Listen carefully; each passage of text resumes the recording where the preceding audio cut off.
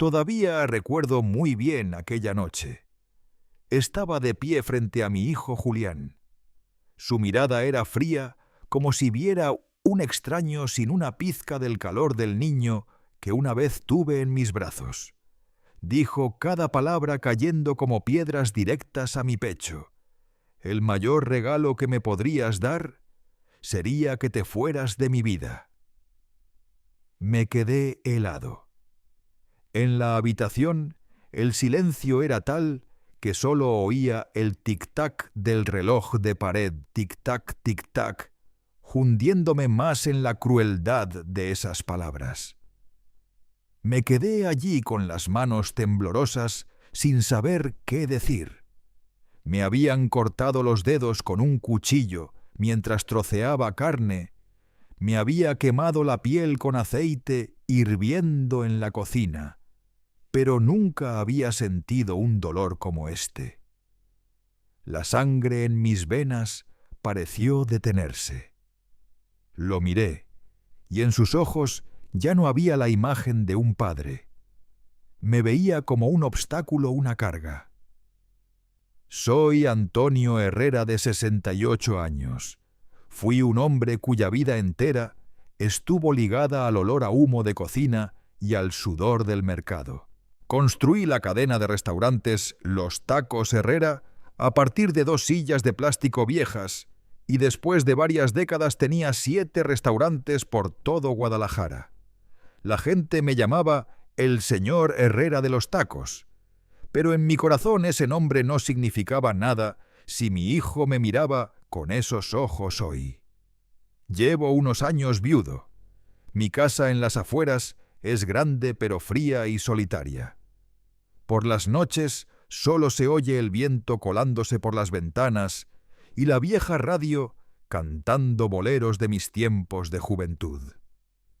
Me acostumbré a sentarme solo a la mesa con un plato de sopa caliente y unos palillos solitarios. Hay noches en las que no puedo dormir. Abro el teléfono deslizando las fotos antiguas. En una Julián de solo 7 años, sentado sobre mis hombros, sonreía radiante con los brazos en alto, como queriendo tocar el cielo. En aquel entonces creí que ese niño siempre me vería como su héroe. ¿Y ahora? De su propia boca dice que el mayor regalo que puedo darle es desaparecer de su vida. Me senté en la vieja silla, escuchando el crujido de mi espalda, mirando el techo descolorido. Esa frase seguía repitiéndose en mi cabeza, obsesionando cada latido de mi corazón. Quizás se pregunten, ¿qué pudo haber hecho un padre para que su único hijo lo considerara una carga? Esa es precisamente la pregunta que me he hecho muchas noches. Y quizás la única forma de responder es contarles todo desde el principio. Nací en un barrio pobre en las afueras de Guadalajara. Mi infancia, para ser exactos, no tiene mucho que recordar aparte del hambre y el frío. A menudo iba a la escuela descalzo, pisando la tierra de guijarros, y al volver a casa, mis pies estaban morados y sangrando. La ropa que usaba era toda remendada por mi madre. Una camisa la usé durante 3 años seguidos tan remendada que no quedaba tela original. Las comidas de mi familia en aquel entonces ni siquiera eran arroz. La mayoría eran frijoles aguados con unas pocas tortillas frías. Algunos días comía y todavía sentía mi estómago rugir de hambre. Recuerdo que cada vez que había una fiesta en el pueblo, el olor a carne asada de la casa de los vecinos se extendía, y yo me sentaba a mirar por la ventana salivando, deseando una vez en la vida comer un trozo grande y caliente de carne sin tener que pedirle a nadie. A los 14 años dejé la escuela, no porque quisiera, sino porque mi familia ya no podía permitirse mantener a otro estudiante. empecé a trabajar como ayudante en un matadero. El olor a carne cruda, el olor a sangre pegado a mi pelo y a mi ropa, me acompañó durante todos esos años. Cada noche mis manos estaban callosas y sangrando por los cortes del cuchillo, pero a la mañana siguiente tenía que levantarme temprano y continuar con el trabajo. Una vez se me cayó un trozo de carne al suelo por accidente.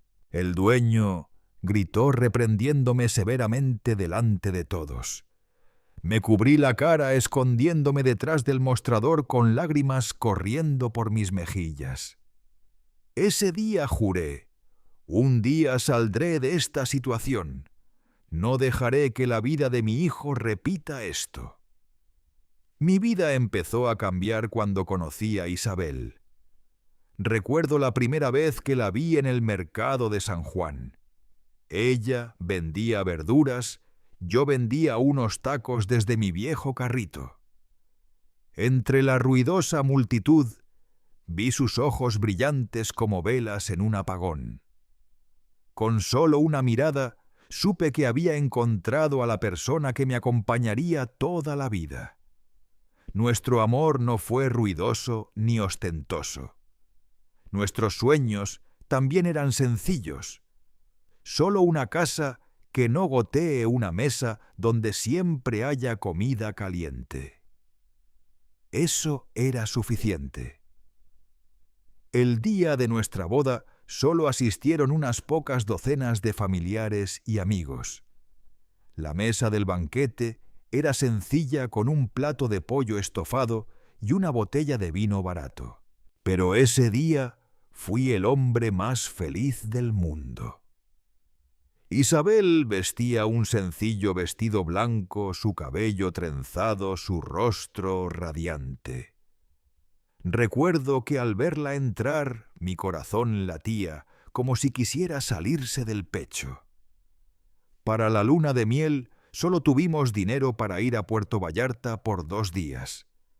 Esos 2 días caminamos por la playa, nos sentamos a escuchar las olas y comimos sándwiches comprados en un puesto callejero. Isabel me tomó de la mano y me dijo: «No necesito riqueza, solo a ti y un pequeño hogar». Le prometí: «Les daré a ti y a nuestros hijos un hogar decente». Luego nació Clara y después Julián. Todavía recuerdo vívidamente el momento en que abracé a Julián por primera vez. Era un bebé rojizo, llorando a gritos, y yo temblaba empapado de sudor. Lo miré y juré en mi corazón: «Nunca tendrás hambre, nunca tendrás que andar descalzo como tu padre».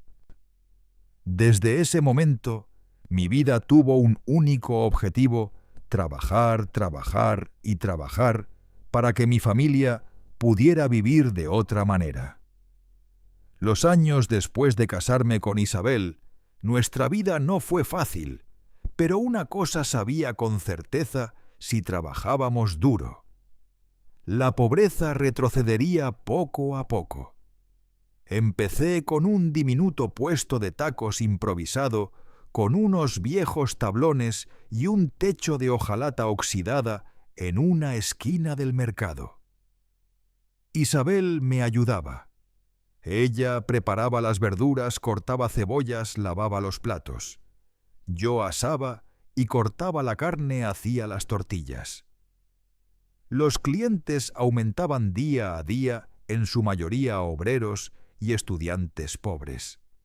Les gustaba el sabor sencillo, a menudo nada sofisticado, solo un trozo de carne marinada con sal, un poco de chile asado, unas rodajas de cebolla dulce.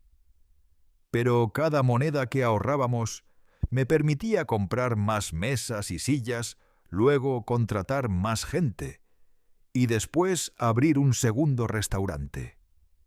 La vida no le da nada gratis a nadie. Año tras año, Isabel y yo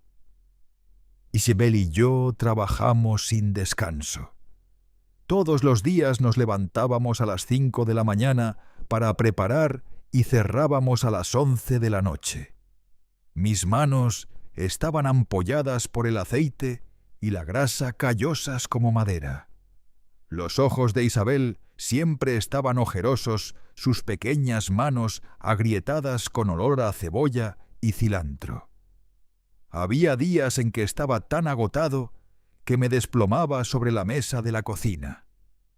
Isabel, en silencio, me cubría con una manta vieja y luego se sentaba a mi lado, y los dos nos abrazábamos y llorábamos sin hacer ruido. No llorábamos por arrepentimiento, sino por saber que estábamos sacrificando nuestra juventud para construir un futuro diferente para nuestros hijos. Cuando Clara y Julián llegaron a la edad escolar, decidí ambos debían ir a una escuela privada donde tendrían mejores oportunidades. Pero en mi corazón le di más prioridad a Julián. Él era el hijo varón, el sucesor, el futuro de la familia. Isabel también estuvo de acuerdo. Pensábamos ingenuamente que si invertíamos en él más adelante, él podría cuidar de toda la familia. Clara era inteligente y obediente, pero ciertamente no fue consentida tanto como su hermano. El clímax ocurrió un día cuando Clara tenía unos 13 años. Me miró con los ojos llenos de lágrimas y luego preguntó: «Papá, ¿por qué siempre dices que debes preocuparte primero por Julián? Yo también soy tu hija». Abracé a mi hija tratando de consolarla. «Tu turno también llegará, Clara, pero debo preocuparme por tu hermano primero, porque él asumirá responsabilidades en el futuro». Clara no dijo nada más, pero desde ese día en sus ojos había una tristeza que no pude borrar. Supe que en el fondo había sembrado una semilla de injusticia en el corazón de mi hija. Pero seguí creyendo que todo lo que hacía era correcto. Cuando Julián eligió marketing para estudiar en la universidad, no dudé. La escuela que eligió era una de las más prestigiosas de Monterrey con matrículas altísimas. Vendí 2 de mis taquerías para pagarle a mi hijo. Si alguien me preguntaba si me arrepentía, yo solo sonreía.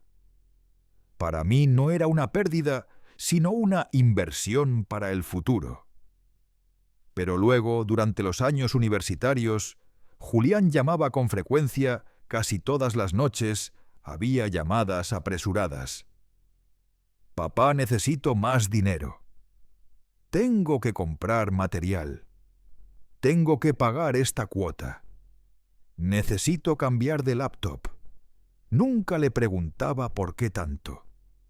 Nunca lo cuestionaba sobre cómo usaba el dinero. Tan pronto como me decía «papá, necesito», buscaba la manera de enviárselo de inmediato. Isabel a veces me recordaba: «Antonio, no lo consientas demasiado». Pero yo solo negaba con la cabeza: «Está bien, es una inversión. Él me lo devolverá 100 veces más». Una noche estaba sentado solo frente a la vieja mesa de madera en la cocina mirando la factura de la universidad recién llegada. Una cifra larguísima, más dinero del que soñé ganar en mis primeros años. Pero en lugar de asustarme un orgullo, se encendió en mi corazón. Pensé: estoy comprando un nuevo futuro para mi hijo, el futuro que le prometí. Poco sabía yo que precisamente ese dinero transformaría a Julián en otra persona. Una persona que un día me miraría a los ojos y me diría que yo era solo una carga. Todavía recuerdo el día que Julián se casó con Verónica. Fue una boda grande, más lujosa que cualquier otra en la familia. Yo pagué todos los gastos desde las flores y la música en vivo hasta el salón. Incluso les regalé una casa en una urbanización nueva, un lugar al que muchos en Guadalajara soñaban con llegar. Cuando les di las llaves, miré a Julián y pensé, este chico ha tenido un comienzo que yo mismo ni siquiera me atrevía a soñar en mi juventud. Cuando nació Nicolás, mi corazón rejuveneció. Sostuve al bebé rojizo en mis brazos, oliendo la leche que aún quedaba en su mejilla. Me prometí a mí mismo, seré un abuelo ejemplar. Siempre estaré allí cuando mi nieto me necesite. No como en mis días de niño, siempre con la ausencia de los abrazos de mis abuelos. Hay una pequeña costumbre que nunca le conté a nadie. Cada vez que veía a Nicolás, solía esconderle unas monedas en el bolsillo de su camisa, a veces un billete pequeño y doblado. Yo lo llamaba dinero de la alcancía. Quería que el niño supiera que su abuelo siempre se preocupaba, siempre guardaba algo para él.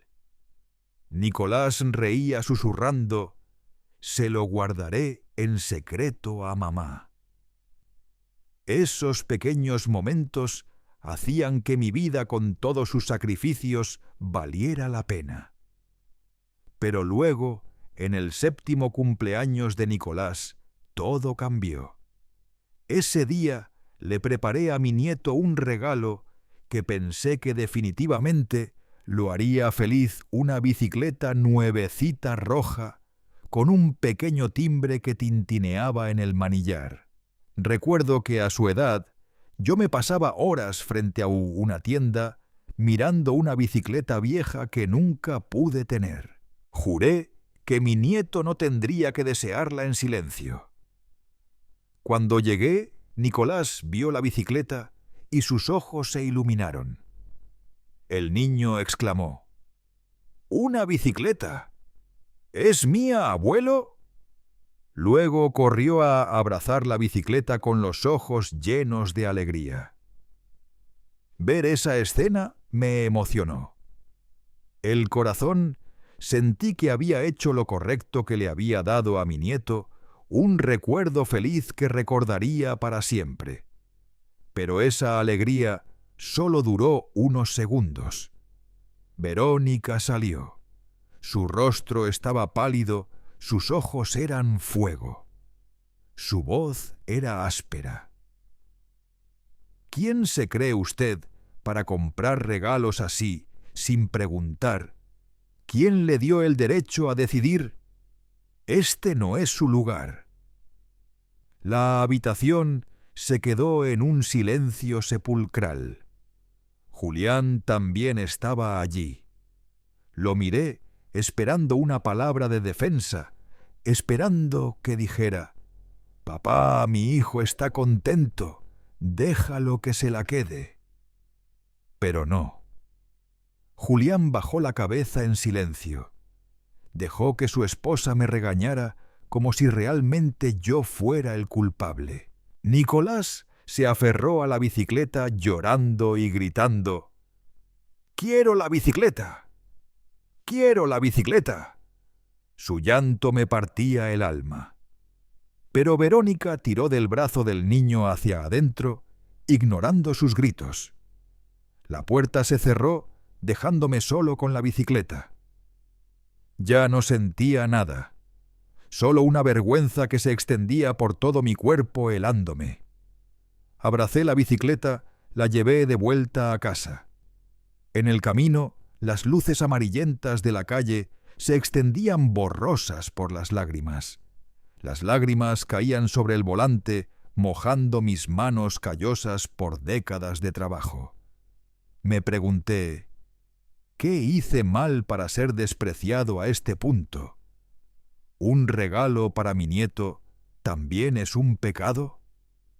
Desde ese momento, una grieta se abrió en mi corazón que sabía que nunca sanaría. La enfermedad de Isabel llegó tan inesperadamente como una tormenta. Al principio solo eran toses leves. Ella me decía: «Seguro que es solo un resfriado, Antonio». Pero luego los dolores en el pecho y las noches de tos seca y prolongada me preocuparon. Después de varias pruebas, el médico me miró negando con la cabeza lentamente cáncer.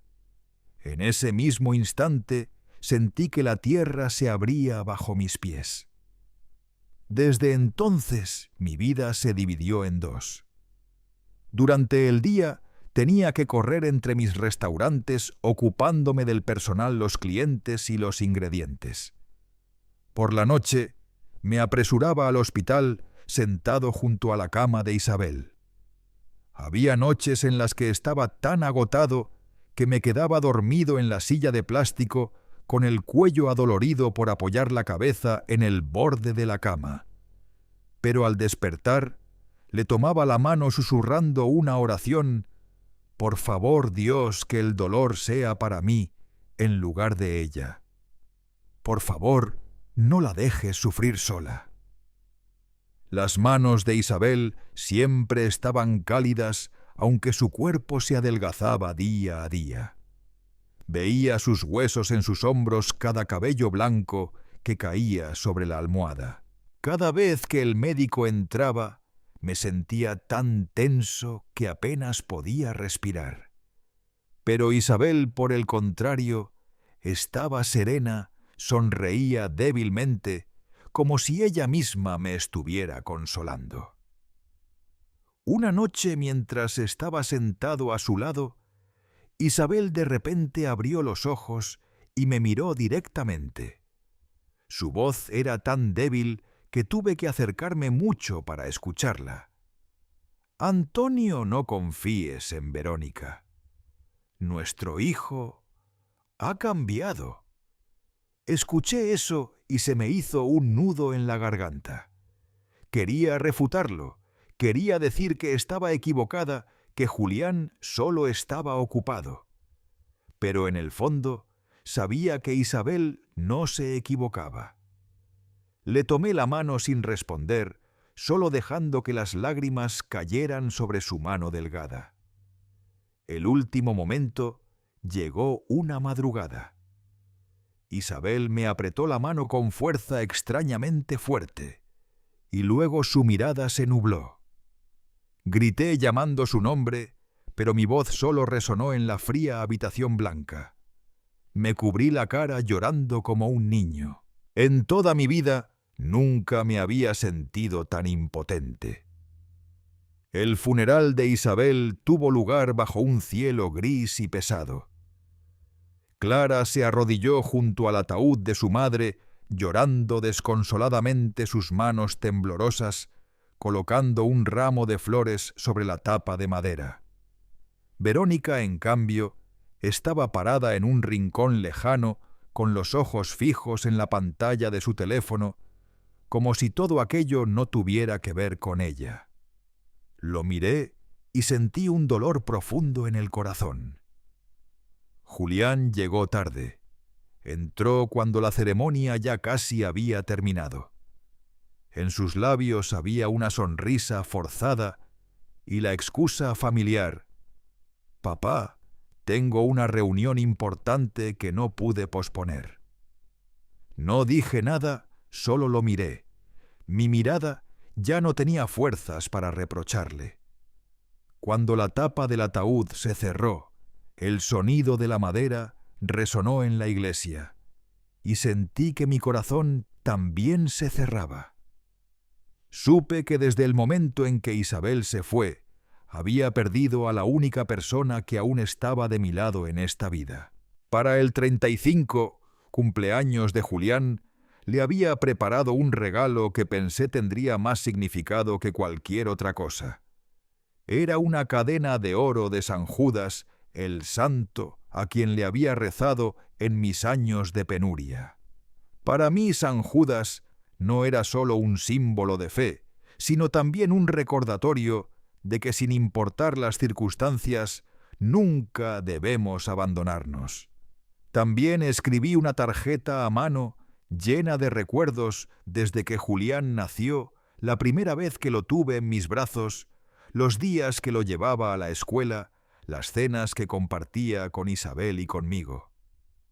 Escribí cada línea con todo mi corazón, con la esperanza de que comprendiera que el amor de padre Ejo nunca se había roto en mi interior.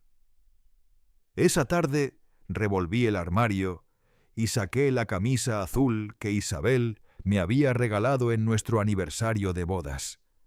La tela estaba vieja, un poco descolorida, pero quería usarla. Me paré frente al espejo, sonreí suavemente y susurré: «Mi amor, hoy me acompañarás. Juntos celebraremos a nuestro hijo». De camino a casa de Julián, sentía una ligera emoción como si fuera un invitado esperado. Desde lejos ya veía las luces brillantes que emanaban de la casa que yo mismo le había comprado. Frente a la puerta, coches de lujo, estaban estacionados, la música, sonaba las risas y las conversaciones se escuchaban. Pensé, seguro que quieren darme una sorpresa.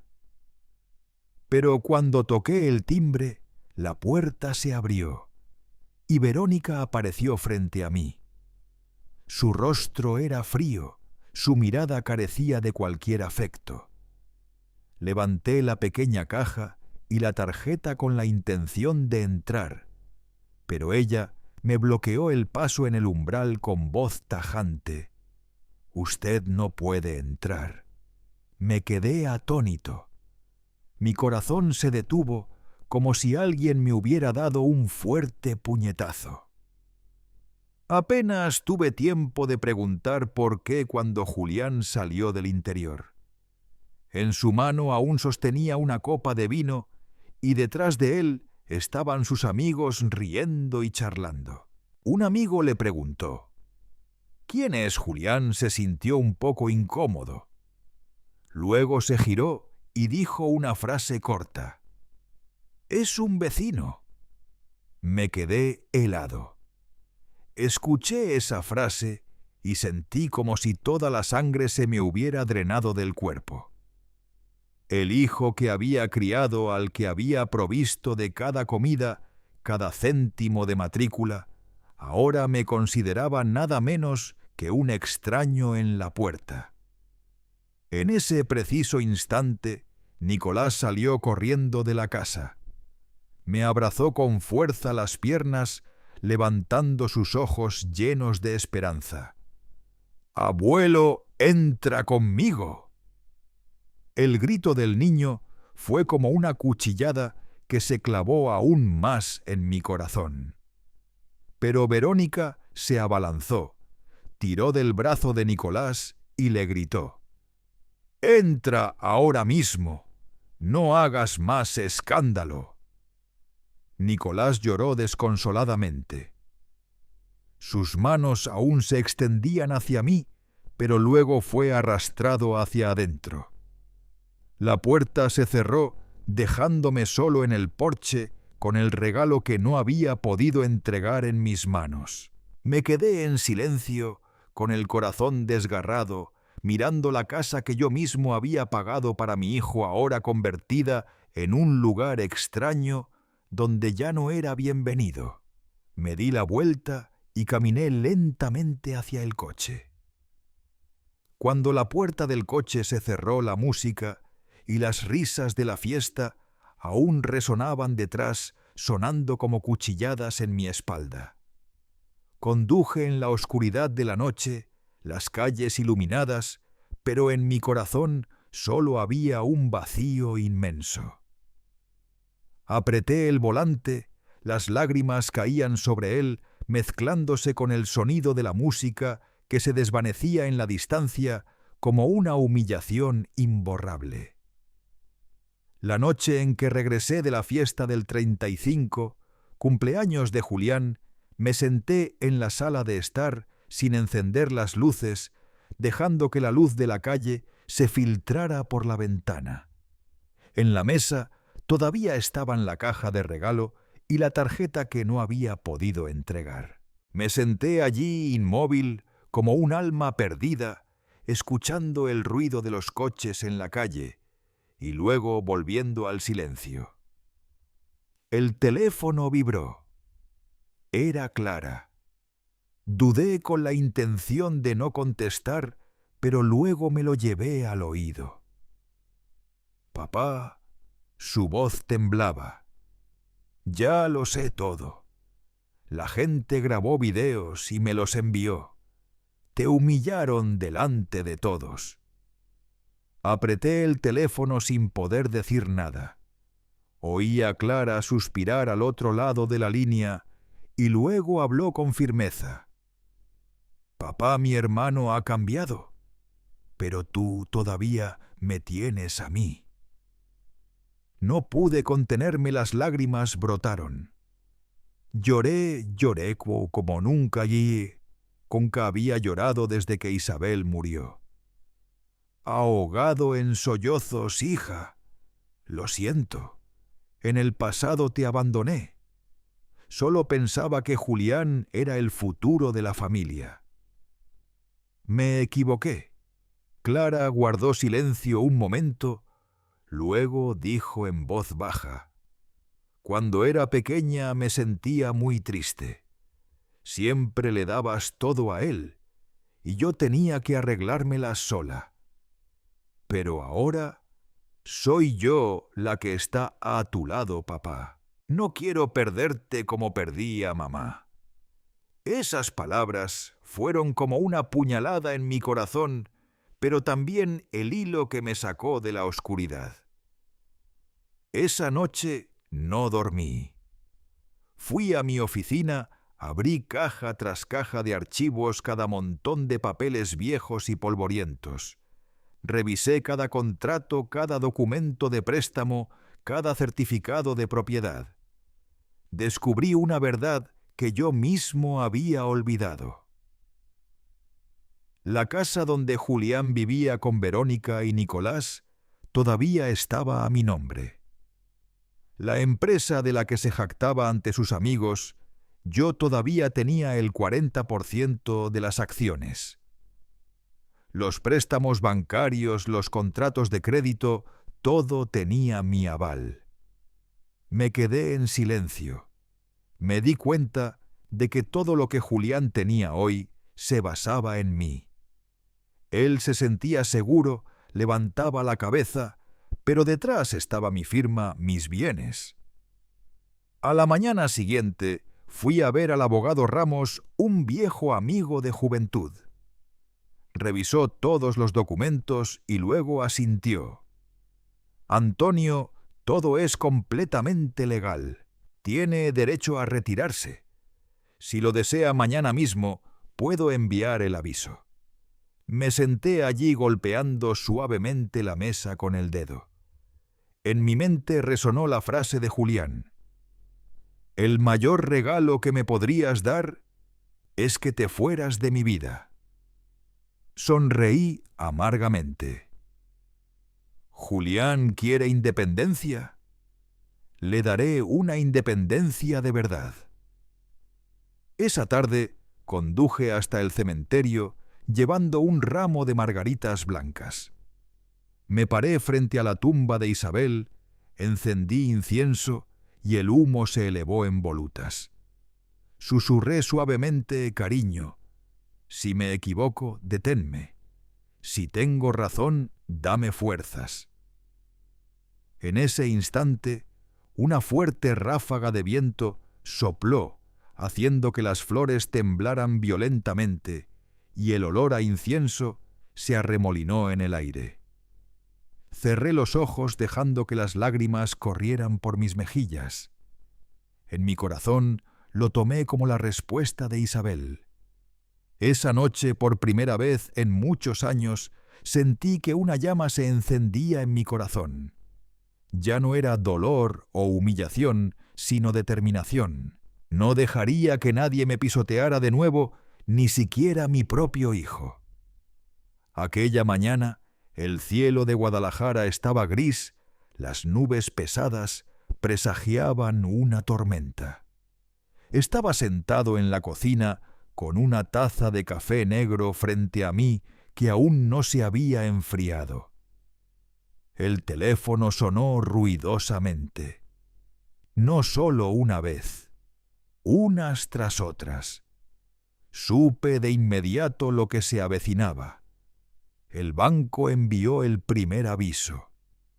Una hoja de papel blanca con letras negras nítidas, cancelación de todas las garantías, exigencia de pago inmediato de los préstamos. Le di un rápido vistazo, la puse sobre la mesa sin un ápice de temor. Luego vino el bufete de abogados y después los acreedores. Un sobre tras otro, como si el mundo entero hubiera decidido llamar a mi puerta a la vez. Mientras yo tranquilamente tomaba mi café en la empresa de Julián, todo era un caos. Los empleados se llamaban unos a otros pálidos como la muerte. Los contratos en curso se congelaron. Los socios se retiraron uno por uno. El teléfono de la recepción sonaba sin parar, nadie se atrevía a descolgar. Un amigo cercano que trabajaba en la empresa contó más tarde que nunca había visto a Julián tan descontrolado, corriendo de una oficina a otra, empapado en sudor, murmurando: «¡Imposible! ¡Imposible!». En casa, Verónica recibió el sobre del banco, una notificación de embargo. Su rostro palideció. Tan pronto como Julián entró, ella le arrojó la pila de papeles a la cara, su voz resonando por toda la casa. «¿Qué demonios has hecho? ¿Sabes lo que esto significa?». «Lo vamos a perder todo». Julián intentó explicarse, pero sus palabras eran incoherentes. Verónica no le dio la oportunidad. Arrojó la copa de vino al suelo. El cristal se hizo añicos y luego salió corriendo de la habitación, dejando un silencio asfixiante. Y mi teléfono siguió sonando una y otra vez. 5 llamadas perdidas, luego 10, luego 15. El nombre de Julián parpadeaba en la pantalla. Lo dejé en paz, esperando hasta la 16ª vez para descolgar. Su voz sonó ya no como el hombre orgulloso frente a sus amigos, sino como un hijo fracasado, sollozando como un niño. «Papá, por favor, esto me arruinará. Lo he perdido todo. Papá, ayúdame». Cerré los ojos, respiré hondo y luego hablé despacio cada palabra clara. «Lo has olvidado, Julián. Tú mismo dijiste que el mayor regalo que podía darte era desaparecer de tu vida. Así que aprende a vivir sin mí». Al otro lado de la línea solo se oían sollozos, súplicas ahogadas. Colgué en silencio. Me levanté, fui al baño, abrí el grifo y me lavé la cara. El agua fría corrió aclarando mi mente de una manera extraña. Levanté la vista mirándome directamente al espejo. En el espejo, por primera vez en muchos años, ya no vi a un anciano tembloroso marchito por rogar el afecto de su hijo. En cambio, volví a ver la figura del Antonio Herrera de antaño, ojos decididos, rostro curtido, el hombre que había construido toda una vida con sus propias manos. Asentí levemente con la cabeza. «Es hora, Antonio. Es hora de hacerle entender lo que es la verdadera independencia». Los días posteriores a que retiré toda la casa de Julián y Verónica fue un torbellino de caos. se gritaban, se reprochaban, se echaban la culpa mutuamente.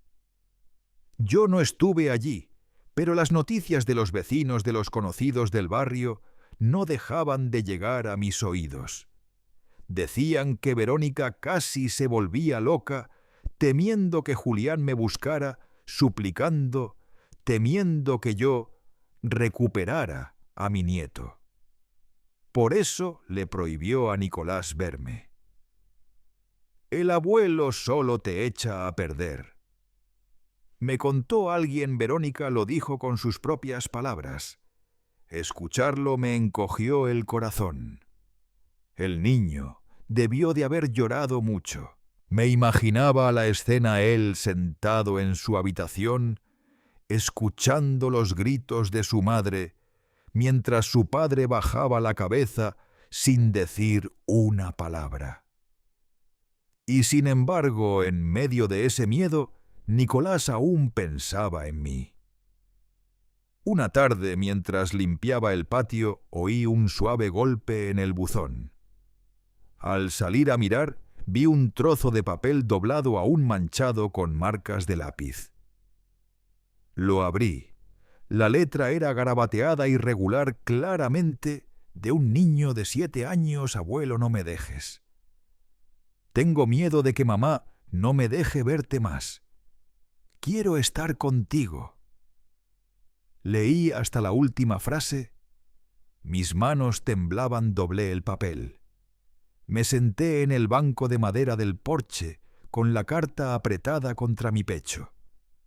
Y entonces rompí a llorar. Lloré como nunca antes. Tanta tristeza, tanta humillación y todas las heridas que había intentado soportar. Todo estalló en esas lágrimas por mi nieto. Susurré: «Gracias, Nicolás. Todavía te tengo a ti». Pero eso no fue todo. Unos días después, una noche tarde, oí un golpe urgente en la puerta. Al abrir vi a Nicolás parado allí, jadeando con la cara roja de tanto correr. Se abalanzó sobre mí sus pequeños brazos, apretándome la cintura. Abuelo, susurró con lágrimas en los ojos: «No necesito una bicicleta, solo te necesito a ti». Me arrodillé y lo abracé con fuerza, sintiendo como si hubiera recuperado una parte de mi alma perdida. En ese momento me di cuenta de una cosa: todo lo que estaba haciendo el contraataque, hacer que Julián experimentara la verdadera independencia. No era solo para enseñarle el valor de un padre, era también para preservar el amor, preservar los recuerdos, preservar el vínculo sagrado entre abuelo y nieto. Porque si perdía el amor de Nicolás, entonces toda mi vida, todos mis sacrificios, todo mi dolor, solo sería una sombra vacía. Lo levanté en brazos, le acaricié el pelo, el olor a sudor y a polvo del camino aún en su ropa. Susurré como una promesa a mí mismo: «No te dejaré, Nicolás. Pase lo que pase, yo seguiré aquí». Después de los días de tormenta, todo se derrumbó para Julián más rápido de lo que esperaba. La empresa quebró, los clientes le dieron la espalda, los empleados se fueron. La casa lujosa que yo le había comprado el banco la embargó. Verónica, acostumbrada a las fiestas y a los focos, no pudo soportar la escasez. Hizo sus maletas y se fue sin mirar atrás, dejando a Julián derrumbado en la casa vacía. No me enteré por él, sino por los vecinos. Al principio pensé: este es el precio de la arrogancia. Él necesita aprenderlo por sí mismo. Pero luego, en el fondo de mi corazón, sentí una punzada de dolor. A pesar de todo, era mi propia sangre. Una tarde, mientras barría el patio, oí un golpe en la puerta. Abrí y frente a mí estaba Julián. Por un momento no lo reconocí. Barba desaliñada, ojos hundidos, su cuerpo había perdido 10 kilos. Se arrodilló en el umbral con la cabeza gacha. «¡Papá!». Su voz se quebró como la de un niño. Me equivoqué. Nunca fui realmente independiente. Creí ser fuerte, pero todo dependía de ti. Miré a mi hijo sintiendo en ese instante una mezcla de compasión y enfado. Tantos años dándolo todo por él, solo para recibir traición y humillación. Y ahora regresaba como alguien que lo había perdido todo. Lo ayudé a levantarse, pero mantuve mi voz firme. Si realmente quieres enmendar tus errores, te daré una oportunidad. 6 meses. Tienes que ser independiente. No pedirme un solo céntimo. Demuéstrame que puedes cambiar. Julián levantó la vista con lágrimas corriendo por sus mejillas. «¿Papá? ¿Me perdonas?». Le puse la mano en el hombro, lo miré a los ojos y le dije lentamente: «Te perdoné hace mucho tiempo. Pero perdonar no significa olvidar. Tienes que aprender a ser un hombre decente. Ese es el mayor regalo que puedo darte». Justo en ese momento, Clara salió de la casa. La chica se quedó en silencio observando la escena de padre e hijo abrazándose. Las lágrimas de Clara cayeron no por tristeza, sino porque por primera vez, en muchos años, vio un rayo de esperanza para la familia. Y entonces Nicolás también corrió al patio. El niño se lanzó a mis brazos, abrazando fuertemente a su abuelo, gritando: «¡Abuelo!». Lo abracé y luego miré a Julián. En ese instante la luz de la mañana brilló envolviendo a 3 generaciones, abuelo, padre, nieto. Sentí como si me hubiera salvado. Sé que habrá muchas dificultades por delante. Las heridas en mi corazón y en esta familia no sanarán fácilmente. Pero al menos en este momento he visto un nuevo comienzo. Una oportunidad para sanar. Apreté a Nicolás en mis brazos, escuchando el rápido latido de su corazón en su pequeño pecho. Y en ese instante susurré en mi corazón: «Isabel, ¿ves? Finalmente la luz ha vuelto a nuestra familia». Queridos amigos, mi historia llega a su fin aquí. No la cuento para lamentarme ni para buscar compasión. La cuento para que quienes la escuchen se detengan un momento y se pregunten: ¿cómo he vivido con mis seres más queridos? He vivido casi 70 años. Sé lo que es el hambre, la miseria, el construir un negocio con manos callosas.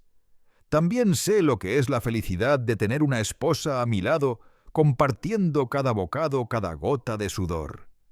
Y lo más doloroso, también sé lo que es ser considerado una carga por mi propio hijo. Quizás ustedes, las mujeres de mi edad que me escuchan, también entenderán el vacío de la vejez. Cuando la casa es grande, pero carece de risas. Cuando cada noche solo queda una silla vacía junto a la mesa. Cuando los recuerdos afloran más que las llamadas de los hijos y nietos. La lección que he aprendido después de todo es que el amor debe ir acompañado de la lucidez. Lo di todo por